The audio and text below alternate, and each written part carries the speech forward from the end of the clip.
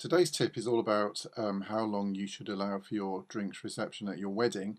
It's a question I'm often asked, I think probably for a number of reasons, in that the photography at that point in the day is quite important. And also you don't want it to be too long and you don't want it to be too short. I normally reckon about an hour and a half is about right. This allows you time for circulating and talking to your guests.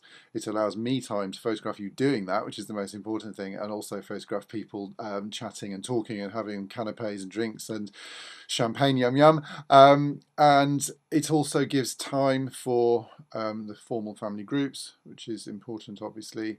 It also gives time for me to go to your marquee or the hall or wherever you're having your meal, and gives me time sort of for 10 or 15 minutes of photography in there, photographing the favours, table favours and table decorations and cake.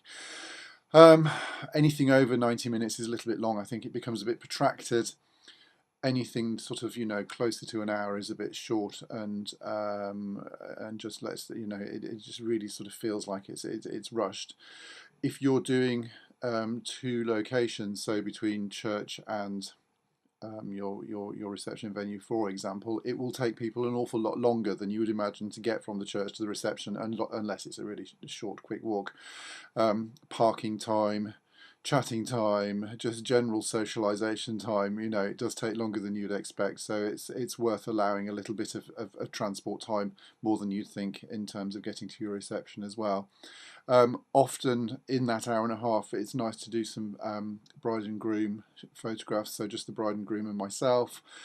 The way I photograph it normally takes sort of 10 minutes or so to do that, and actually you will leave the church, if you're getting married at a church, first, and generally arrive at the reception first and be there on your own, and I can normally be there quite quickly. So often it's quite nice to do the bride and groom shots when you first arrive at church before your guests arrive, because there's always a bit of an inertia with them getting, as I say, into their cars and everything.